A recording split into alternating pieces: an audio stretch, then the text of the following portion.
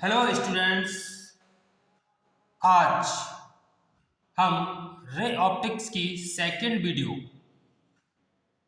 जिसमें हम mirror formula उसको ड्राइव करेंगे, मिरर की मैग्निफिकेशन और एनसीईआरटी बुक का एक इसी से रिलेटेड न्यूमेरिकल्स। तो स्टूडेंट चलो देखते हैं मिरर फार्मूला।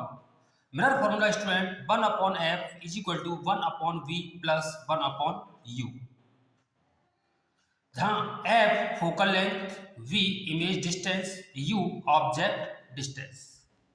तो स्टूडेंट्स हम कॉनकेव मिरर के लिए दोनों कॉनकेव और कॉन्वेक्स, जिसमें मैं कॉनकेव मिरर के लिए ये फॉर्मूला ड्राइव कर रहा हूं, सिमिलरली इसी प्रकार हम उसको कॉन्वेक्स के लिए भी ड्राइव कर सकते हैं। तो स्टूडेंट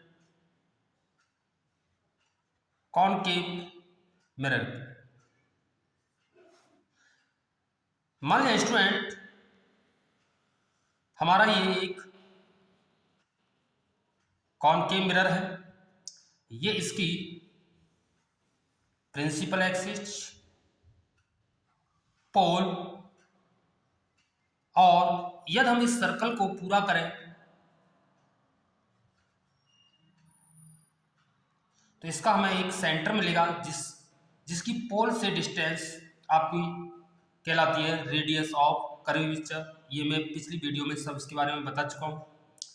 तो स्टूडेंट ध्यान दें, मान लिया कि हमने कोई एक ऑब्जेक्ट पॉइंट ओ पर प्लेस किया और यहां से कोई एक रेज गई।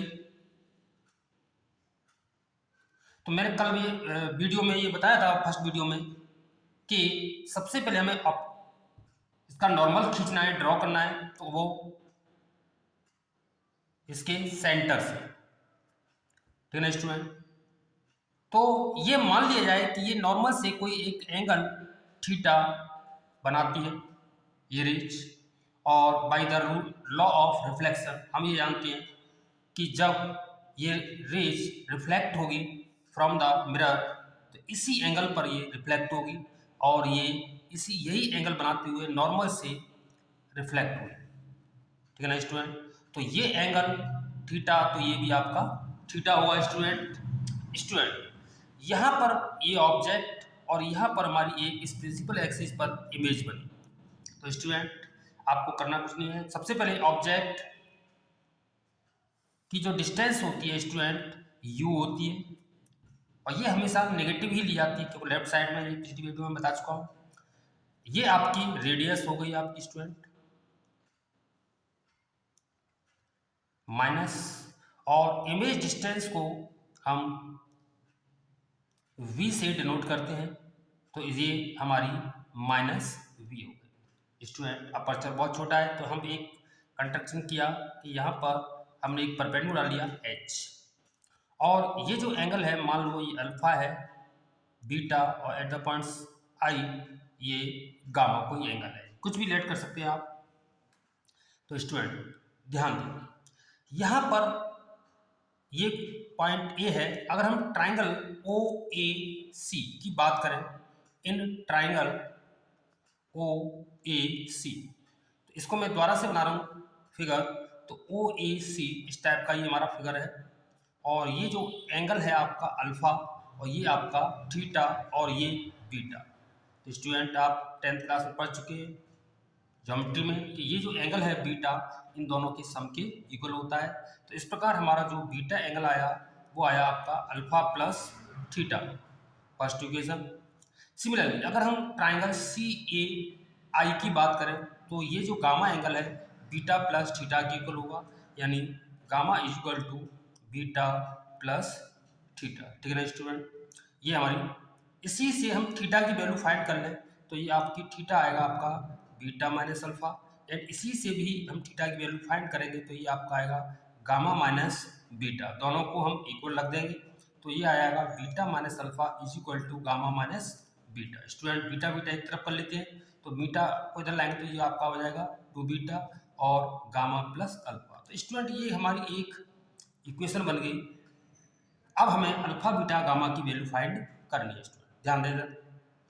तो हम बात करते हैं राइट एंगल ट्राइंगल ए ओ, ये पॉइंट हम एम लेट कर लेते हैं, ओ ए एम। तो इस टेन अल्फा को निकालते हैं हम पहले। तो टेन अल्फा, तो जो टेन अल्फा होगा वो होगा आपका परपेंडिकुलर अपॉन बेस, यानी एच अपॉन माइनस। अपर्चर बहुत छोटा है तो हम इसको अप्रोक्सीमेटली अल्फा ही लेट करेंगे। इसी प्रकार tan beta H upon beta, H upon minus R, इसको हम बीटा। सिमिलरली आपका gamma, tan gamma H upon minus B gamma. ये अल्फा, बीटा और जो गामा की जो वैल्यू है हम इक्वेशन नंबर इसे सेकंड, इसको थर्ड में पुट कर देते हैं। तो आपका ये आएगा two beta, sorry two beta की जो वैल्यू है आपकी वो है H upon minus R is equal to gamma आपका आया H upon minus B plus alpha H upon minus U. हम देख रहे हैं स्टूडेंट एच कॉमन आएगा, एच कैंसिल आउट हो जाएगा। तो इस प्रकार ये आपका आएगा two upon minus R is equal to minus one upon U, minus one upon U. Minus भी कॉमन ले सकते हैं और ये भी आपका कैंसिल होगा। स्टूडेंट आपको मैं पहले पिछली वीडियो में बता चुका हूँ कि फोकल लेंथ क्या होती है, रेडियस की हाफ यानी आधी होती है। ठीक है स्टूडेंट, अगर हम इसको लिखना चाहें तो इसको हम one upon F is equal to two upon R. तो इसका मतलब टू अपॉन आर की जगह हम ले सकते हैं वन अपॉन एफ माइनस, और इसमें से भी माइनस मैंने कॉमन ले लिया तो बी बचा B, one upon B plus one upon U. Minus आपका कैंसिल आउट हो गया। तो इस प्रकार स्टूडेंट हमारा जो मिरर फॉर्मूला है one upon F is equal to one upon B plus one upon U आपका प्राप्त हो चुका है। समझ में आ गया होगा आपका। अब स्टूडेंट हम बात करते हैं मिरर से ही रिलेटेड मैग्नीफिकेशन, फिर इससे रिलेटेड एक न्यूमेरिकल, और इसके बाद हमारा जो मिरर है ये टॉपिक खत्म हो जाएंगे। ठीक है, फिर हम बात करेंगे रिफ्रैक्शन ऑफ लाइट की। स्टूडेंट्स अब हम बात करने जा रहे हैं मैग्नीफिकेशन ऑफ मिरर। मैग्नीफिकेशन हमें क्या बताती है, ये एक तरह से height of object and height of image की कंपेयरिंग करना कि कौन साइज में बड़ा है, कौन छोटा है या इक्वल है। तो यही हमारी मैग्नीफिकेशन है, तो इसको हमें देखना है। तो मैग्नीफिकेशन का एक जो फॉर्मूला है m is equal to the height of image upon the height of object, इसको हम माइनस बी अपॉन यू भी लिखते हैं। तो ये फॉर्मूला है, इसकी डेफिनेशन के चक्कर में ना पड़े आप, सीधे सीधा है, ये फॉर्मूला आपको याद करना है। और ये ज़्यादातर स्टूडेंट ये मैग्नीफिकेशन समझ नहीं पाते, तो स्टूडेंट इससे हम साइज की कंपेयरिंग करते हैं ऑब्जेक्ट और इमेज की। तो मैं एक एक करके इसके बारे में बता रहा हूँ, इस केस को थोड़ा ध्यान से समझें और यही आपको याद रखना है। तो जैसे केस फर्स्ट स्टूडेंट, यदि हमारी मैग्नीफिकेशन m 1 के इक्वल है तो इसका मतलब ये हुआ स्टूडेंट, ये 1 जब ही आएगा जब हाइट ऑफ इमेज और हाइट ऑफ ऑब्जेक्ट दोनों सेम हो, जिससे वो कैंसिल हो जाएगा तो आपकी m की वैल्यू 1 आएगी। इसका मतलब ये हुआ द हाइट ऑफ इमेज और द हाइट ऑफ ऑब्जेक्ट कैसी होंगी, सेम साइज, सेम साइज। ठीक है ना स्टूडेंट। तो m इज इक्वल टू अगर 1 आपकी वैल्यू आती है तो इसका मतलब दोनों सेम साइज के हैं। सेकंड पॉइंट ये ले रहे हैं स्टूडेंट कि यदि m की वैल्यू 1 से बढ़ जाती है, ठीक है ना स्टूडेंट, यानी पॉजिटिव है, तो इसके लिए जो height of image greater than height of object, यानी हाइट की जो इमेज की जो हाइट है वो ऑब्जेक्ट की हाइट से बड़ी होती और यानी मैग्नीफाइड होती है। ठीक है ना स्टूडेंट। यदि third point m is less than equal is less than 1 आता है, इस केस में the height of image is less than height of object, यानी आपकी जो इमेज है उसकी जो हाइट है डिमिनिश्ड होगी, यानी ठीक है ना स्टूडेंट।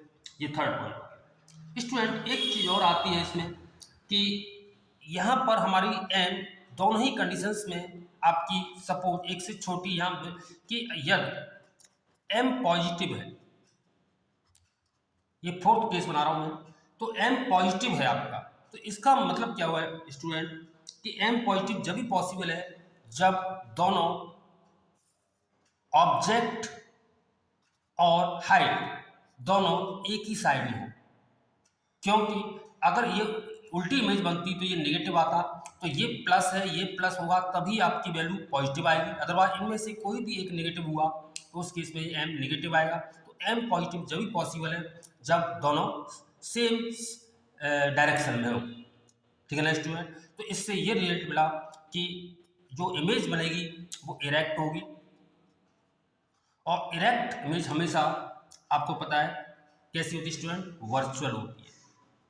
इसको याद रखना पड़ेगा आपको, इरेक्ट वर्चुअल होती है, ठीक है ना स्टूडेंट। इसके बाद हम बात करते हैं कि यदि m नेगेटिव आता है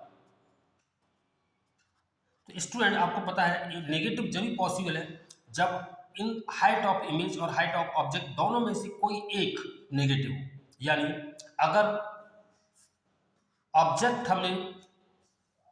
के अपोजिट अगर कोई बनती है तो इसका मतलब इमेज आपकी यहाँ पर नेगेटिव होगी, और नेगेटिव है तो इसका मतलब ये इमेज जो बनेगी आपकी वो कैसी होगी, आपकी इन्वर्टेड होगी, और इन्वर्टेड हमेशा कैसी होती है, रियल होती है,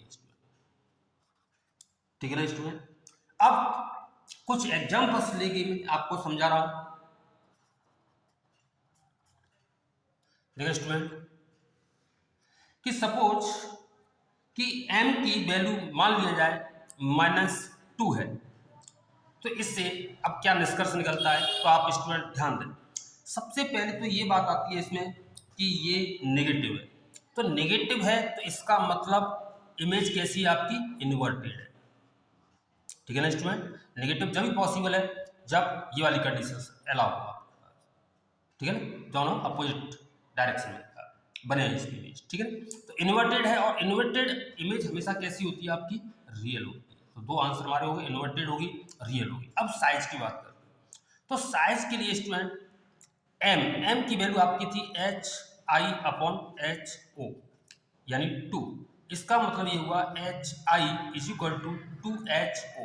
इसका मतलब ये हुआ कि जो हाइट ऑफ इमेज है हाइट ऑफ ऑब्जेक्ट से जस्ट डबल बनेगी, यानी मैग्नीफाइड।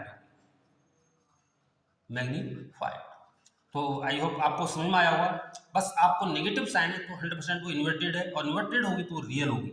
अब साइज की बात है तो आप ऐसे HI/HO रखकर क्रॉस मल्टीप्लिकेशन करें आप, तो इससे जो है ये पता चल जाएगा वो मैग्नीफाइड है या डिमिनिश्ड है। एक और एग्जांपल लेता हूं मैं कि यदि m की वैल्यू -1/3 है सपोज, तो यहाँ माइनस है तो ये पता चल गया कि इन्वर्टेड होगी, क्योंकि एक पॉजिटिव बनेगा एक साइन, और इन्वर्टेड है तो वो रियल होगी। अब हमें साइज की कंपेयरिंग करनी है, तो देखते हैं स्टूडेंट, m की जगह हमने HI रखा, HI/HO 1/3 क्रॉस मल्टीप्लिकेशन, तो ये आपका आएगा कितना, HI आएगा आपका HO/3। इसका मतलब आपने देखा स्टूडेंट, जो इमेज है हाइट है ऑब्जेक्ट की हाइट की 1/3 है, यानी छोटी है, यानी डिमिनिश है। तो मुझे आशा है कि आपको पूरी तरह से अच्छी तरह समझ में आ गया होगा। इस तरह से कोई क्वेश्चंस आते हैं और आपसे मैग्नीफिकेशन गिवन हो और आपसे पूछें उसके नेचर के बारे में, इमेज की नेचर क्या होगी, तो आप इन चीज़ों को ध्यान रखें, ठीक है ना स्टूडेंट। चलो इससे रिलेटेड है कि हम न्यूमेरिकल्स ले रहे हैं स्टूडेंट्स, एक हमने न्यूमेरिकल लिया है, NCERT बुक का है, बोर्ड एग्जाम से रिलेटेड है, कि इसको थोड़ा सा ध्यान से देखें स्टूडेंट। इसमें न्यूमेरिकल में दिया हुआ है कि एक हमारे पास स्मॉल कैंडल है जिसका जो साइज है 2.5 centimetre in size, is placed at 27 centimetre in front of concave mirror. केवल अभी हमें इतना ही पढ़ना है कि हमारे पास एक कैंडल दी हुई है जिसका साइज है 2.5, तो ये कैंडल हमारे लिए ऑब्जेक्ट बन गया। तो हाइट ऑफ ऑब्जेक्ट हमें गिवन है 2.5 सेंटीमीटर, ठीक है ना स्टूडेंट। अब ये कह रहा है वो कि कॉन्केव मिरर, एक हम कच्चा फिगर बनाएंगे इसको, और एक कॉन्केव मिरर से इसके फ्रंट से लगभग 27 सेंटीमीटर डिस्टेंस पर, यानी इसका मतलब ये यू ऑब्जेक्ट की जो डिस्टेंस होती है यू से डिनोट करते हैं, और यू हमेशा नेगेटिव ही होता है, तो ये आपका आया -20, यानी यू हमारा आ गया माइनस के 27 सेंटीमीटर। ठीक है ना स्टूडेंट, तो हमारा यहाँ तक होगा। ऑफ रेडियस ऑफ कर्वेचर 36, तो रेडियस ऑफ कर्वेचर यानी आर हमें गिवन है 36 सेंटीमीटर। स्टूडेंट इसका एक थोड़ा ध्यान रखना, मैंने बताया था पिछली वीडियो में कि इसकी रेडियस पॉजिटिव होगी या नेगेटिव। तो अगर हम इस सर्कल को पूरा करें तो हम देख रहे हैं पोल आपका ये है, तो पोल के लेफ्ट साइड में है, तो इसलिए ये आपकी नेगेटिव। ठीक है ना स्टूडेंट, आगे at what distance from the mirror should a screen be placed in order to obtain a sharp image, यानी वो ये कह रहा है कि कितनी डिस्टेंस पर वो इमेज आपकी बनेगी। तो हमें वी पूछा गया है, क्वेश्चन मार्क लगा दिया। इसके बाद डिस्क्राइब द नेचर साइज, और इसका मतलब हमें मैग्निफिकेशन बतानी है, नेचर बतानी है, तो आपका नेचर पे भी मैंने क्वेश्चन मार्क लगा दिया। ठीक है ना स्टूडेंट, चलो अब हम इसे सॉल्व करते हैं। तो हमें मिरर फॉर्मूला आता है स्टूडेंट, और मिरर फॉर्मूला था आपका 1/f is equal to 1/v plus 1/u। Student ध्यान दें। अच्छा, अब हम बात करते हैं फोकल लेंथ की। तो स्टूडेंट थोड़ा सा, तो फोकल लेंथ क्या होगी स्टूडेंट, जो हमारे पास रेडियस ऑफ कर्वेचर, और हम ये पहले ज्ञात कर चुके हैं कि फोकल लेंथ और रेडियस कर्वेचर में क्या रिलेशन होता है। तो फोकल लेंथ रेडियस की आधी होती है, यानी -36 divided two that is -18 centimetre. तो स्टूडेंट ये वैल्यू पुट कर दो, तो 1/f, एफ आया हमारा -18 इज इक्वल टू बी हमें फाइंड करना है, प्लस 1/u, यू आपका है -27। स्टूडेंट सॉल्व करते हैं, हमें b फाइंड करना है, तो 1/b इज इक्वल टू, इसको लाएंगे तो प्लस 1/27 माइनस 1/18। इसे आप खुद भी सॉल्व कर सकते हैं।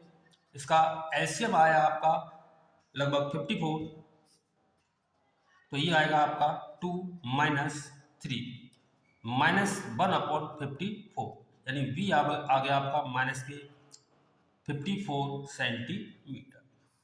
तो ये थी। अब यहाँ पर एक स्टूडेंट देखो ध्यान से, ये नेगेटिव आया है, नेगेटिव आया है, तो इसका मतलब ये है कि ये जो है जहाँ जिस साइड में ऑब्जेक्ट है उसी साइड में हमारी इमेज बनेगी।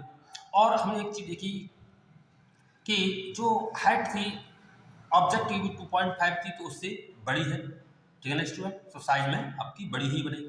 तो ये तो आपका क्या हो गई, आपकी इमेज डिस्टेंस हो गई फ्रॉम द मिरर।